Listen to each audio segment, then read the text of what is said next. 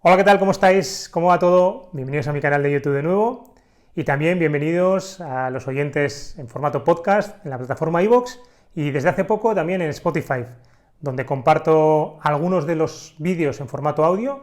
Principalmente en la plataforma Spotify quiero dar relevancia a la sección Conversando con, esa sección donde converso con personas inspiradoras, referentes que nos pueden aportar. Y curiosamente el vídeo de hoy es también de esa sección, de Conversando con. Hoy os traigo a una persona que para mí es muy especial, es un referente, es un ejemplo, y es Eneko Capilla. Eneko Capilla es jugador de fútbol profesional, jugador formado en las categorías inferiores de la Real Sociedad, en Zubieta, donde recorre una trayectoria hasta llegar a debutar en el primer equipo.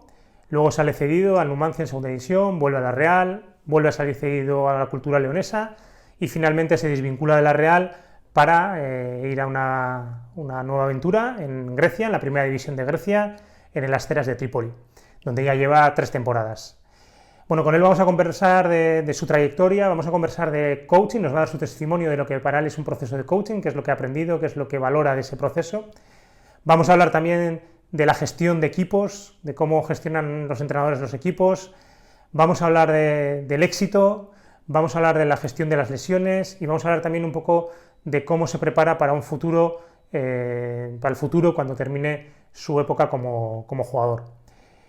No tengo más que palabras buenas para Eneko, creo que es un ejemplo perfecto de lo que es un proceso de coaching y como él cuenta en esta conversación, eso no significa que haya conseguido todos sus objetivos, pero sí en la forma que ha trabajado para poder conseguirlos y en ese proceso de trabajo. Espero que os guste, creo que es una persona muy inspiradora. Es verdad que cada vez que traigo a alguien os digo eso, pero con Eneko es una de mis debilidades, así que nada, espero que disfrutéis la conversación y vamos a por ello.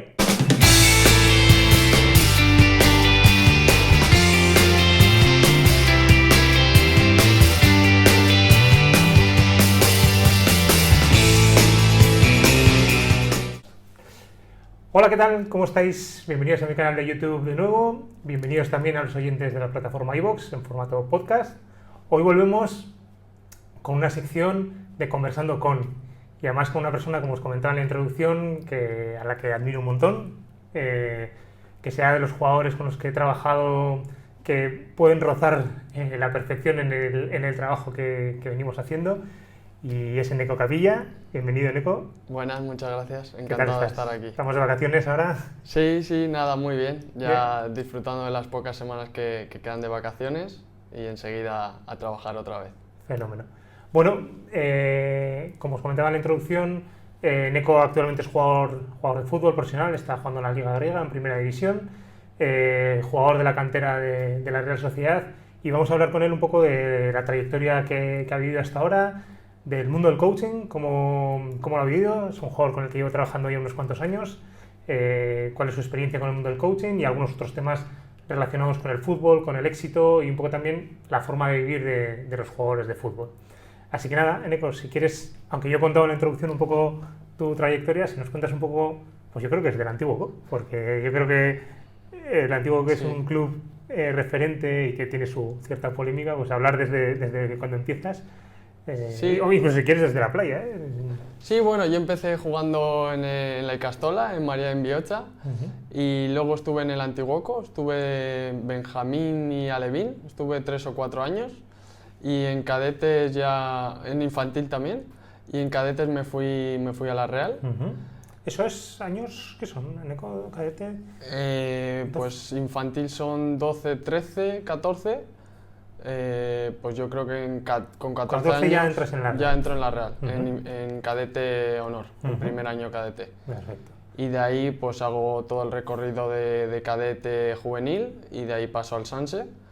Y estoy ahí otros 2 años en el Sanse hasta que voy cedido al Numancia. Del Numancia vuelvo al filial de la Real y de ahí voy cedido a la Cultural Leonesa. Y de ahí ya pues paso al Asteras Trípolis, que es el equipo griego, y ahí llevo 3 años y voy a empezar mi 4º año allí. ¿Debutas en el primer equipo de la Real? Debuto en el primer equipo, en mi primer año de Sanse debuto debutó en el primer equipo, el 1 de mayo de 2015, me acuerdo. Se te queda ahí. Sí, sí. Luego jugué otros 2 partidos más y bueno, y no tuve la oportunidad de jugar más con la Real. Yo me acuerdo el debut porque estaba en Bilbao en un concierto de Vetusta Morla, que me encanta, y estaba con el móvil viendo a ver si debutabas, que sabía que estabas convocado. Y... Sí, además fue uno de los objetivos que nos pusimos, una de las metas, y lo conseguimos y nada, fue una alegría inmensa. Además me acuerdo que fue contra el Levante en casa, en Anoeta, que metió Carlos Vela el tercer gol, el 3-0, y justo me cambió y nada, lo tengo un recuerdo inolvidable. Bueno, luego hablaremos un poco de lo que ha sido la trayectoria en la Real, los momentos de debut, momentos claves de lesiones que también ha habido, que también te lesionas jugando con el primer equipo en el Calderón, te lesionan más que te lesionas. Sí. Luego hablamos de eso. Vamos a entrar un poco en el proceso de coaching, ¿no? Un poco tu testimonio en ese sentido. ¿Cómo llegas a conocerme? ¿Qué te trae? ¿Qué te acerca hasta el mundo del coaching?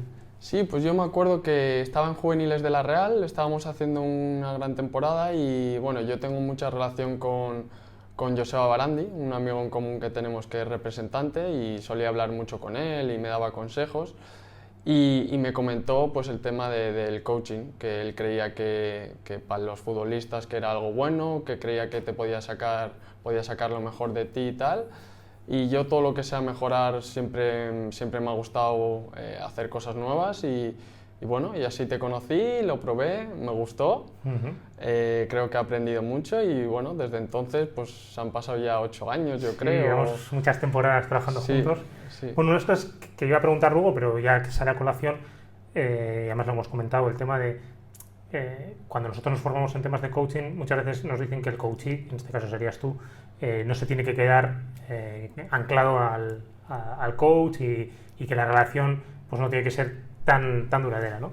Pero sí es verdad que yo, desde mi experiencia, tanto en el mundo del deporte como en el mundo de la empresa, lo que he descubierto es que al final, cuando empiezas a trabajar con un jugador como tú, que tú estás en juveniles, el progreso que vas haciendo, que luego pasas al Sanse, segunda B, luego primer equipo, cedido en segunda división, fuera esto, van apareciendo diferentes situaciones en las cuales la realidad no es la misma, ¿no? Y luego los objetivos tampoco son los mismos, ¿no? Sí, claro, al final yo creo que cada temporada te pones un objetivo distinto, o cada temporada, cada 6 meses, pues bien porque has empezado titular, luego eres suplente, entonces tienes que cambiarlo, o porque has sufrido una lesión, o en mi caso, pues porque en 8 años he estado en 4 equipos, entonces cada reto, cada meta es distinto y yo creo que viene bien siempre pues, hacer todo tipo de actividades, de sesiones distintas para poder mejorar en cada momento.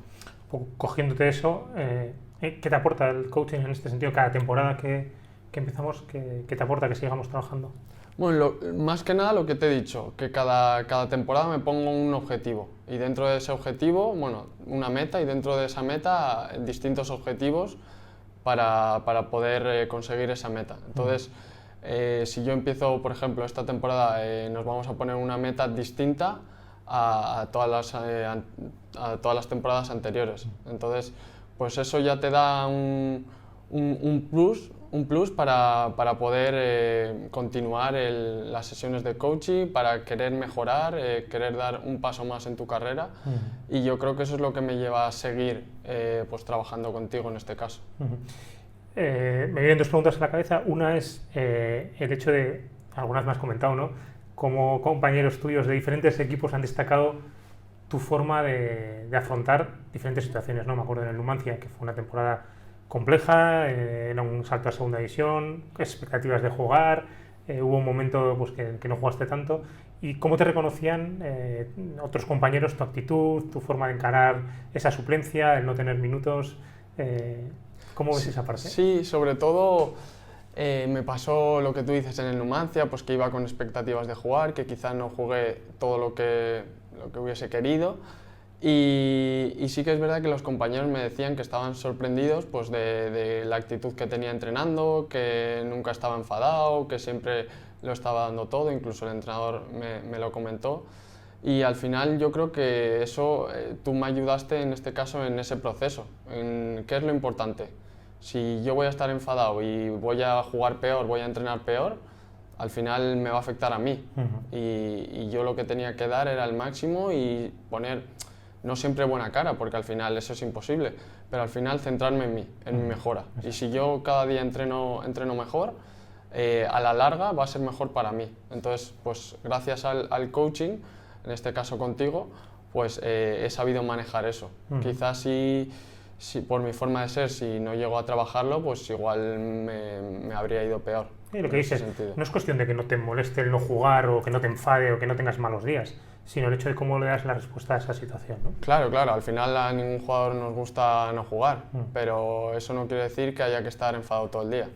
Es verdad que hay los entrenadores, creo que hay algunos que cometen errores en el que parece que si no juegas y no te enfadas, como que no te molesta. Y ahí yo no estoy de acuerdo, pero creo que para el grupo es mejor que todos, que el ambiente sea bueno y que no que pongamos buena cara, pero que estemos trabajando a tope, que nos vea que queremos seguir mejorando y tal, y no estar enfadados y con desgana, y igual no correr por decir, como no voy a jugar, pues no corro o no defiendo. Esto es curioso, lo hemos comentado este año, y además íbamos a hacer una dinámica que no ha salido, pero con diferentes jugadores con los que estoy trabajando estamos empezando a ver una situación que es esta, ¿no? Que trabajando esta actitud de estar metido, aunque no juegue, seguir entrenando, tener buena intensidad, si salgo, hacer lo mejor posible, a veces se nos está viniendo en contra porque el entrenador entiende que esa gestión es mucho más sencilla que al que te está poniendo malas caras, te tira una botella o lo que sea, ¿no? Sí, entonces yo soy partidario de eso, de seguir entrenando bien, de poner buena cara sobre todo a los compañeros, que vean que, joder, que tu actitud es buena, que eso, pues que estás defendiendo, que no te dejas llevar, porque muchas veces nos dejamos llevar. Y a veces eso los entrenadores lo ven mal, dicen, joder, no está jugando y está contento. Y igual hablan contigo y te dicen, pues que yo te veo bien. Y en mi caso, por ejemplo, que el año pasado me pasó, yo le dije, si yo estoy enfadado, ¿por qué no juego? Pero eso no quita para que yo siga entrenando y siga teniendo buen comportamiento con mis compañeros y esté riéndome en el vestuario o lo que sea. Porque al final yo quiero jugar, pero también quiero ser feliz. Sí, entendemos que a la larga, al final, la actitud de estar entrenando bien, de tener buen comportamiento, de ser intenso, nos va a dar mejores resultados que en un momento determinado poner malas caras o hacer malos gestos, ¿no? Sí, yo estoy totalmente de acuerdo con eso. No sé, esta pregunta es un poco así crítica, ¿no? En el sentido de los entrenadores, pero a mí me sorprende, esto es un poco políticamente incorrecto y no sé bien si viene bien comentarlo, pero me sorprende cómo exjugadores que ahora son entrenadores, cometen, no sé si errores, pero sí la gestión del grupo, del equipo, como muchas veces no hemos hablado, ¿no? Se acercan, cuando vas a jugar se te acercan, cuando no juegas no están. Te dicen cosas tajantes que luego no se cumplen, ¿no? Vas a tener minutos, luego no tienes minutos. Se comprometen a cosas que no pasan. Y son exjugadores que han vivido lo mismo que estáis viviendo vosotros ahora, ¿no? Sí, justo ayer mismo lo estaba comentando con un compañero que tiene de entrenador un ex compañero suyo y decía, jo, no sé cómo ha cambiado tanto su forma de ser o su forma de relacionarse con los jugadores cuando era jugador y cuando es entrenador. No sé por qué pasa. Al final es verdad que la responsabilidad no es la misma y que ser entrenador es muy difícil, porque al final hay muchos egos en el vestuario y llevarlos, que haya buen ambiente es muy difícil. Sí. Partimos de que el jugador de por sí sois egoístas, somos egoístas, somos difíciles de llevar. Y eso lo tenemos claro. El tema, sabiendo que es un rol diferente, ¿no? Que el entrenador, bueno, no es lo mismo ser jugador que ser entrenador, que tienes que gestionar un montón de cosas, pero sobre todo hablamos de cosas muy concretas, ¿no? El decir a un jugador vas a tener minutos cuando luego no tienes, o no acercarte cuando sabes que puede estar pasándolo mal, o acercarte más a los titulares que a los suplentes cuando sabes que probablemente el que más va a necesitar es el suplente, ¿no? Cosas que son como muy de que el jugador lo nota, ¿no? Sí, y nosotros no lo entendemos porque nosotros los jugadores que ya lo vivimos decimos, joder, ¿cómo puede ser que un jugador que ha estado en nuestra posición, que sabe lo que es, que luego actúe de otra manera cuando se convierte en entrenador? y es una cosa que no lo entendemos, que creo que deberíamos cambiarlo entre todos. Si yo en un futuro soy entrenador, pues no me gustaría ser de esa manera. Pero sí, no te puedo decir nada porque lo comentamos muchas veces y no lo llegamos a entender. Sí, ahí es una incógnita.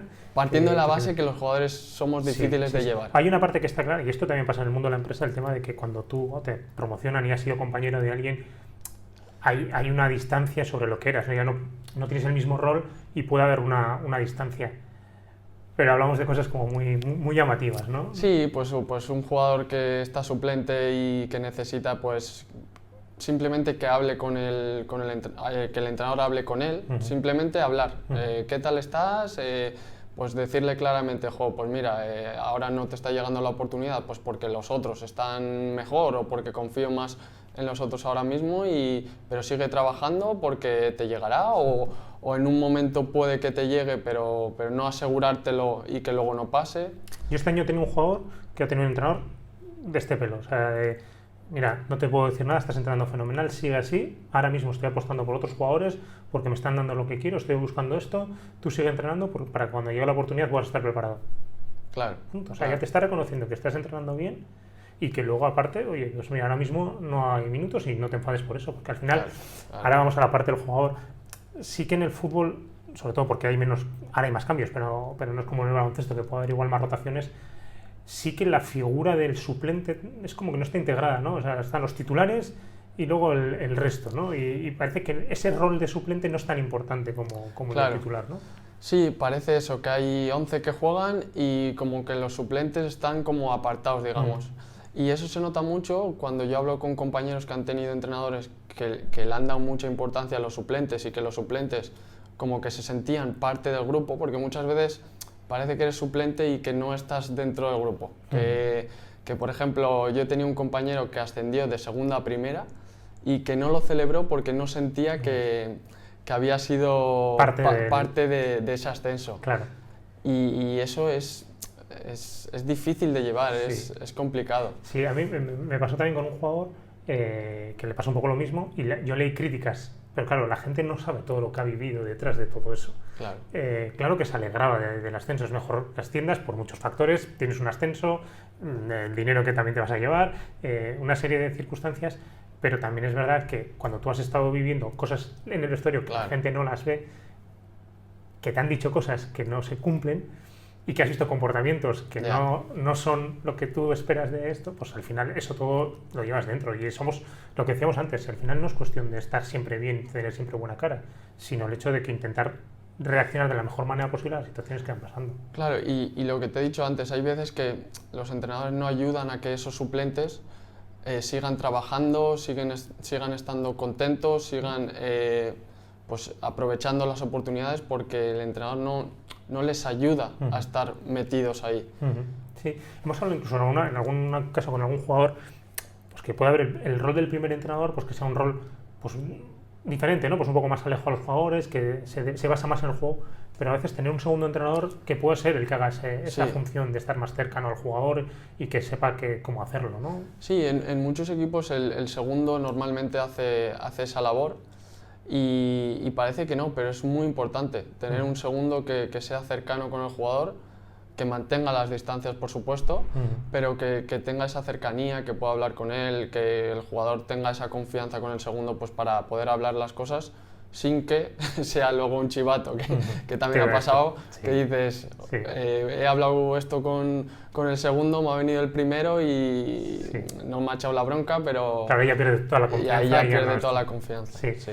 Yo, con Joseba, que hemos hablado antes, que es el representante, algunas veces le he dicho, o sea, yo trabajo, casi todos son jugadores, he trabajado con algún entrenador y me extraña ese punto de importancia que tiene, sobre todo cuanto más arriba estás, la gestión del grupo, ¿no? Y hay ejemplos como Zidane, Ancelotti ahora, que igual probablemente no son, o no les vemos como técnicamente que hagan grandes cosas, que también las hacen, pero sobre todo cómo llevan el grupo, ¿no? En ese sentido. Sí, de Zidane, por ejemplo, es sorprendente lo bien que ha llevado el grupo. O sea, con todos los egos, lo difícil que será llevar un vestuario como el Real Madrid, Sí. que todos hablen bien de un entrenador, es Sí, tanto además- los suplentes como los titulares. Curiosamente, cuando ha tenido títulos en Madrid han sido con perfiles de ese tipo. Sí. Del Bosque, Ancelotti, Sí.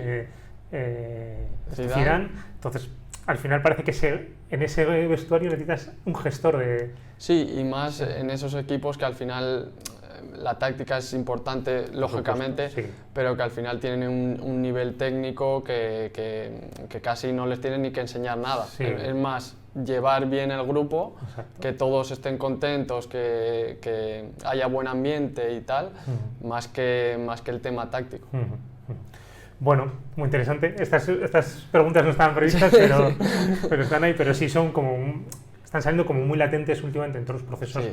Están saliendo muy latentes tanto el tema de la suplencia, de la gestión de la suplencia, como el tema de los entrenadores. También tengo que decir que cada vez hay más entrenadores que están trabajando con coach, con psicólogos, Sí. estos temas para poder llevar mejor el grupo. Es cierto, una de las últimas formaciones que hice la hice con Juan Carlos Álvarez Campillo, que trabaja con Lopetegui. O sea, sí hay cada vez más personas.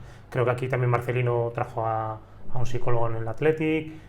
Aquí está Imanol Ibarrondo en la Real, que no Sí, sé hasta qué punto sí. trabaja con Imanol, pero bueno, está ahí. O sea, sí que hay cosas que se van creando, porque yo creo que es fundamental, porque una de las cosas también que pasa, y sobre todo en el mundo de la empresa, igual lo vemos más, por mucho que tú tengas un equipo como entrenador, al final hay momentos de decisiones que son en soledad. O sea, si vas a escuchar a tu equipo, al final tú tomas una decisión. Claro. Y ese momento de soledad, a veces, con alguien externo al equipo de trabajo, suele ser bueno. Y a mí eso, por ejemplo, en el mundo de la empresa, con los gerentes, sí que lo estoy viendo pues, reconocido en ese sentido de decir, joder, tengo un equipo directivo, trabajo con él, tomo decisiones con él, pero me viene bien a veces salirme de ahí, tener mi espacio, salirme del contexto de la empresa y hablar contigo en un espacio diferente. Tú no estás en el día a día, no estás contaminado un poco por la situación y tomar una decisión desde ahí. Sí, al final es lo que decimos, que muchas veces sales, digamos, de esa burbuja y te viene bien hablarlo con profesionales, que seguramente tomes otro tipo de decisiones y pienses mejor las cosas y todo. Bueno, ya tocando este tema que dices, cada vez hay más entrenadores que están trabajando estos temas.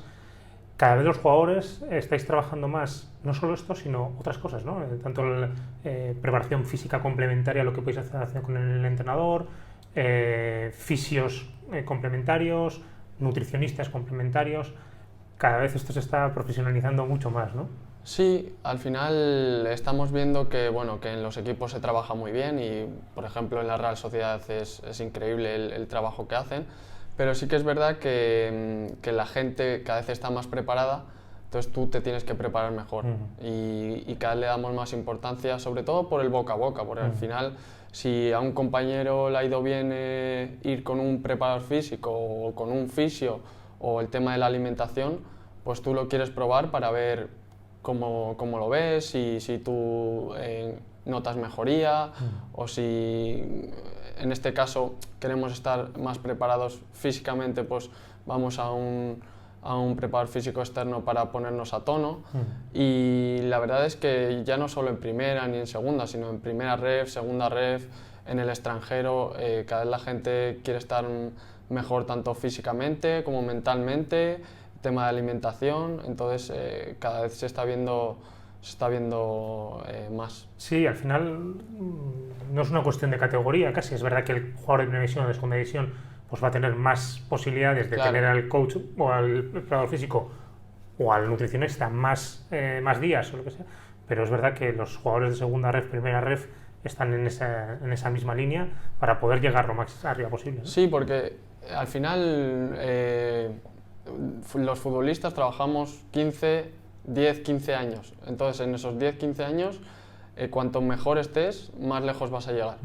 Y le damos mucha importancia a eso y cada vez vemos que la gente que viene desde abajo está mejor preparada. Entonces, es un tema que cada vez va a ir a más, seguro. Y que yo creo que en 15, 20 años todos los futbolistas vamos o van a tener su nutricionista, su preparador y su coach individual. Y cada vez los de atrás vienen más fuerte, pero también cada vez las carreras se están haciendo más largas. También, y yo creo que eso, sobre todo con la nutrición y con la preparación física, tiene mucho que ver. Me refiero, la gente cada vez se cuida más y está alargando más las carreras. Pues estamos viendo Modric, Benzema, que con 34 años, pues uno ha ganado el Balón de Oro, el otro lo va a ganar, Cristiano, Messi, que estamos hablando a niveles top, pero que eso también pasa en categorías... Pero eso está, ellos mismos lo han reconocido. Si no hubieran hecho eso, si Benzema no hubiera cambiado sus hábitos alimentarios y así, pues probablemente no hubiera estado donde está ahora. Que siempre decimos, si estamos hablando de ellos, de los niveles top, pero nosotros a nuestro nivel lo aplicamos para llegar lo más arriba posible. Eso es. Bueno, por cerrar un poco el capítulo del coaching, un poco como valoración general, ¿qué dirías? ¿Qué valoración harías de tu experiencia? Yo la verdad es que estoy muy contento. Creo que los objetivos que nos hemos marcado no los hemos conseguido todos, pero creo que me ha ayudado a ser un mejor futbolista, a estar más tranquilo también conmigo mismo, de si no consigo un objetivo, por lo menos estar tranquilo que lo he dado todo para poder conseguirlo. Y creo que es algo que recomiendo a todo el mundo porque al final mentalmente es una carga difícil de llevar. Al final parece que ser futbolista es fácil y todo es bonito, pero hay bastantes más momentos malos que buenos. Entonces yo ya te digo, estoy encantado de haber empezado a trabajar contigo, con el coach, con el coaching. Y vamos, es una herramienta de mejora total. Bueno, no estaba preparada la respuesta, ¿eh? La pregunta la tenía preparada, pero la respuesta ha sido libre, ¿eh? Que no. Lo que pasa es que os he dicho que Neko es un buen modelo de proceso de coaching, aunque ha dicho una cosa muy importante, no hemos conseguido todos los objetivos que nos hemos marcado.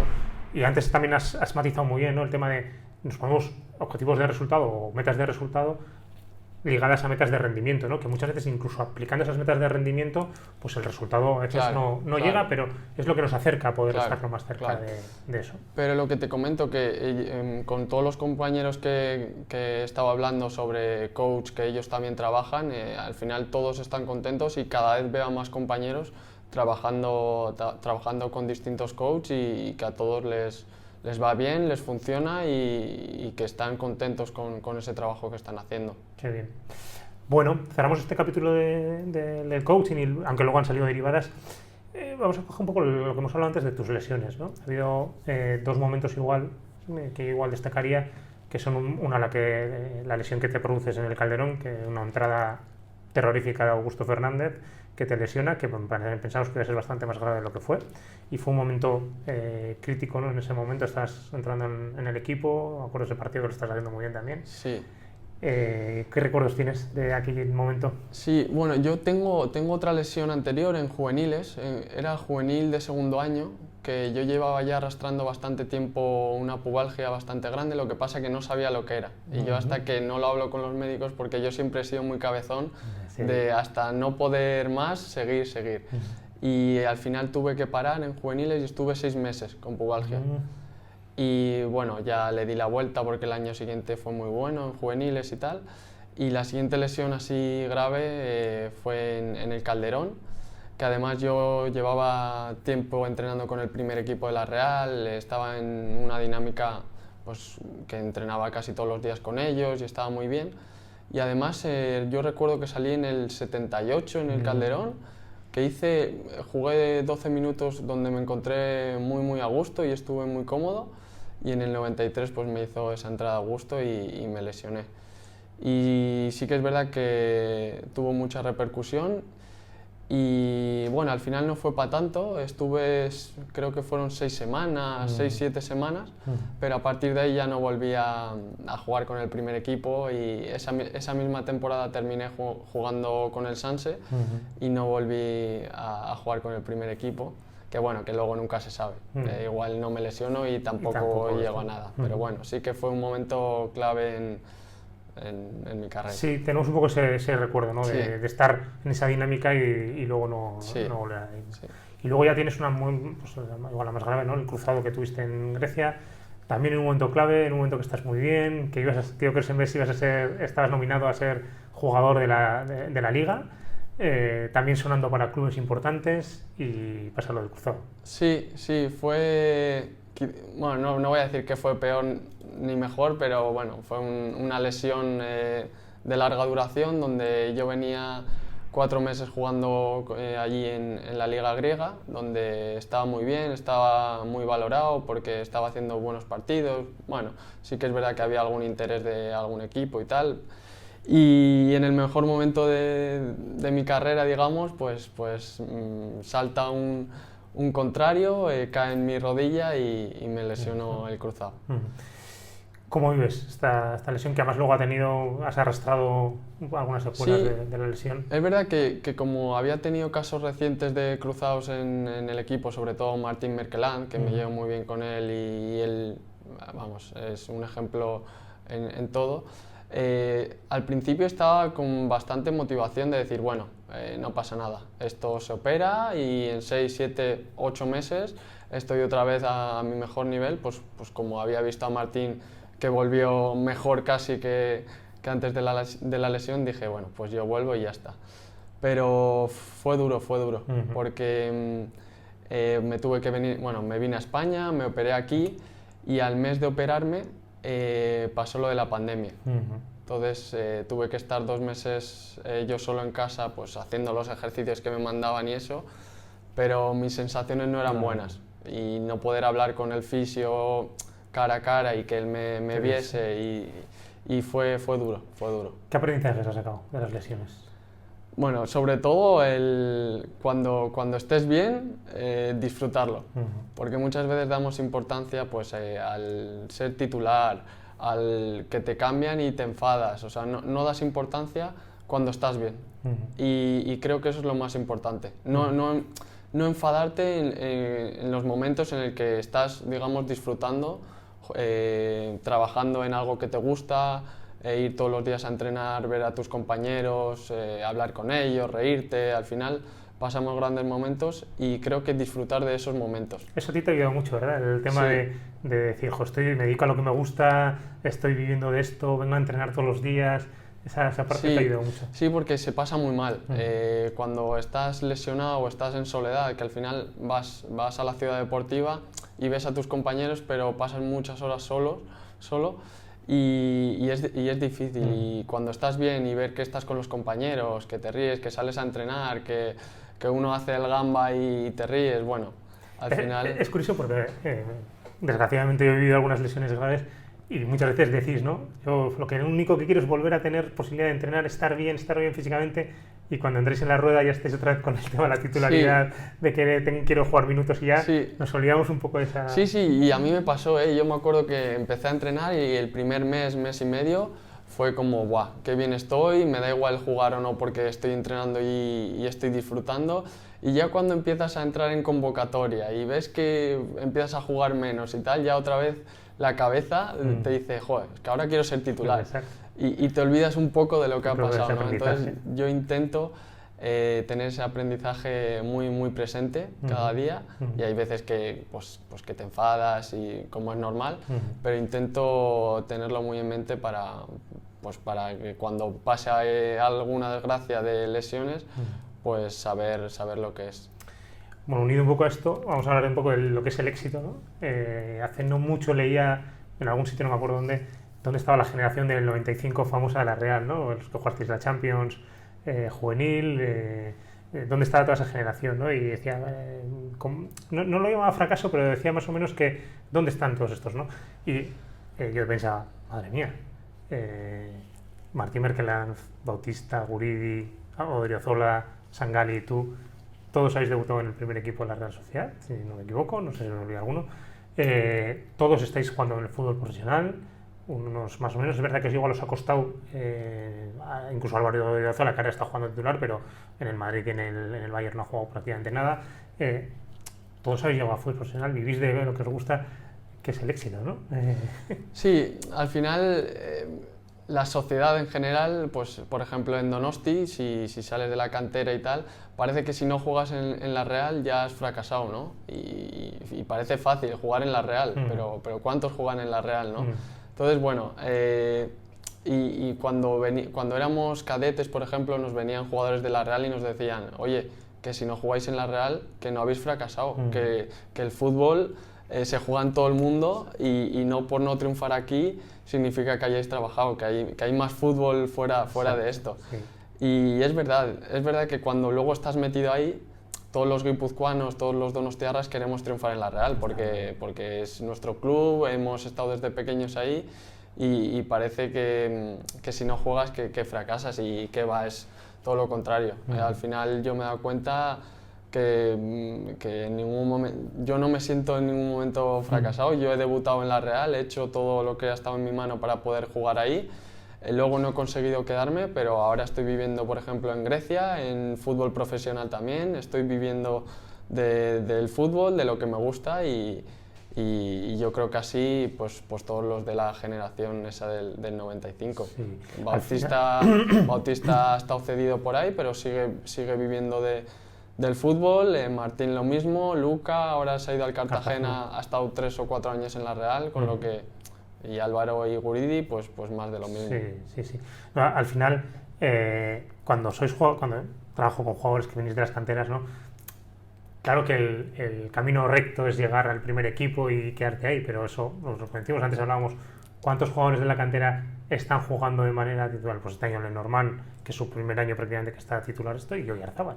O sea, los demás, Tubelia también ha tenido bastante protagonismo, pero rotándose, lo demás no ha habido gente que se consolide en el primer equipo y llegue a estar jugando titular, ¿no? Sí, al final es lo que dicen siempre, que llegar no es fácil, es difícil, pero mantenerse es mucho más difícil.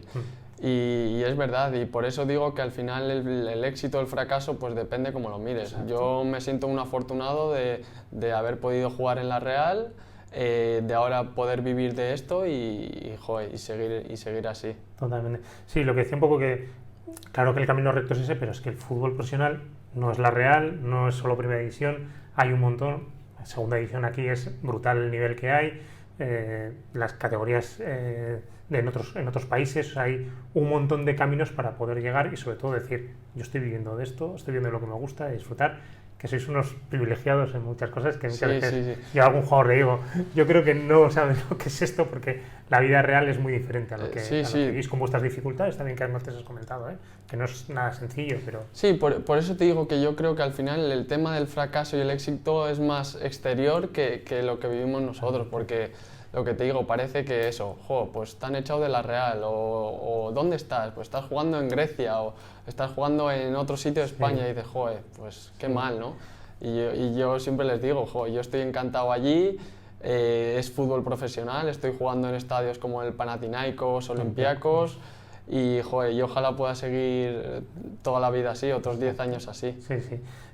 Cuando leí aquello me llamó la atención, ¿no? Y decía, qué confundida está la gente, ¿no? En este sentido, ¿no? Sí, pero es verdad que pones las expectativas altas y luego cuando no pasa lo que te esperas, pues parece que has fracasado y en ningún momento... Tenía ganas de compartirlo contigo porque estabas ahí, eres uno de las personas y dejar ese mensaje de que el éxito es el que cada uno vive, de qué manera lo vive y qué objetivos se marca y no tanto lo externo, ¿no? Sí, además creo que nos pusimos, no sé si el segundo año, el tercer año como meta, el mantenernos en el primer equipo de la Real y no lo conseguimos. Y es verdad pues que en ese momento, sí que sientes un poco de que has fracasado, que no lo has conseguido, aunque yo, en mi caso, yo di todo para poder conseguirlo, pero luego sales de ahí, ves lo que hay fuera y dices, pues mira, pues no he conseguido llegar a la Real, pero estoy en un equipo profesional, donde estoy a gusto, donde estoy dando mi mejor nivel y que es un éxito también. Qué bueno. Bueno, ya por terminar un poco, Neko, el fútbol fuera de lo que es el fútbol, ¿no? Cada vez más jugadores con los que yo trabajo siguen estudiando, siguen manteniendo inquietudes, inversiones, estudios de economía, interés por otras cosas, que además os viene bien un poco a veces para saliros un poco de ese run que tenéis muchas veces, ese machaqueo que os hacéis de la cabeza. ¿Cómo ves esa parte? Porque muchas veces se dice, no, es que tiene un montón de tiempo. Es verdad que el tiempo que vosotros tenéis pues no es de la misma calidad que puede tener otra persona para poder estudiar. ¿Cómo lo ves? ¿Cómo ves tú toda esa parte del futuro? En mi caso, por ejemplo, yo empecé estudiando ADE en la UPV. Luego cuando me fui a León, creo que fue como que lo dejé un poco de lado con los 2 primeros cursos aprobados.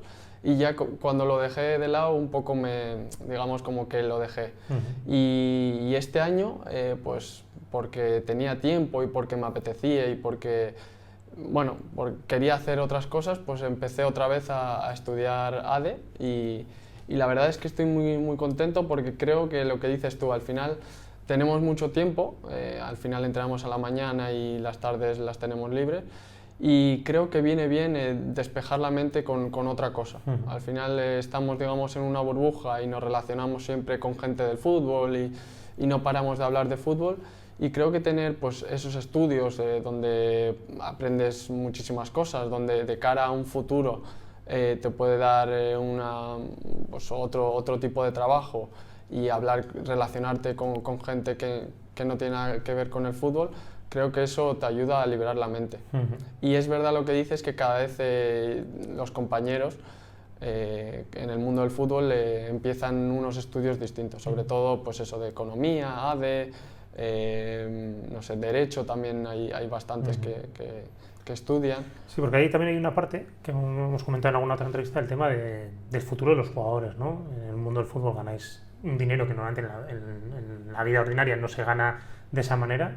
Los salarios del fútbol están por encima de lo que es una vida normal laboral. Ahí se habla de cómo prepararse para todo eso, ¿no? Que muchas veces los jugadores no son desde una manera inconsciente, ¿no? Pues empiezan a gastar. Yo me acuerdo una anécdota que nos contaba un exjugador que es entrenador, que decía que cuando tú estás jugando pues vas a gastar a un nivel de vida y que cuando tú terminas de jugar esos ingresos se cortan de raíz, ¿no? Y ya ese flujo no entra, ¿no? Entonces tú muchas veces sigues al mismo nivel cuando los ingresos no entran, ¿no? Y hablaba un poco de esa poca preparación de los jugadores en cuanto a cómo manejar sus patrimonios, ¿no? Sí, pero cada vez sí que es verdad que los jugadores trabajan con asesores financieros que les gestionan un poco todo su patrimonio y lo que tienen que hacer y les enseñan pues, cómo invertir el dinero. Y sí que es verdad que tenemos sobre todo aquí poca cultura financiera, que al final pues lo que dices, entra mucho dinero, pero tal y como entra sale. Y estos son 10, 12 años, 15 años y luego si quieres seguir viviendo al mismo nivel de vida es difícil porque ya no hay ingresos, Pero es verdad que cada vez la gente tiene más curiosidad con temas de inversión, de asesorarte, de ver qué hacer con tu dinero. Y bueno, y yo creo que es fundamental, vaya. Creo que es fundamental. Bueno, pues cerramos un poco con esta pregunta. Como os decía, Eneco cuando conoces a gente así trabajando, pues es un regalo al final conocer a gente como Eneco y yo me siento súper afortunado de poder haberle acompañado en este camino, así que muchas gracias, Eneco. Muchas gracias a ti, Gorka. Yo también estoy camino. muy contento de trabajar contigo. La verdad es que es un placer, ya lo sabes. Qué bien. Pues nada, seguimos aquí, seguimos con conversaciones tan interesantes como esta con Eneco. Y nada, espero que sigáis ahí, suscribiros si no estáis suscritos si os apetece, compartir la conversación si os ha parecido interesante y seguimos en el camino. Vamos. Muchas gracias.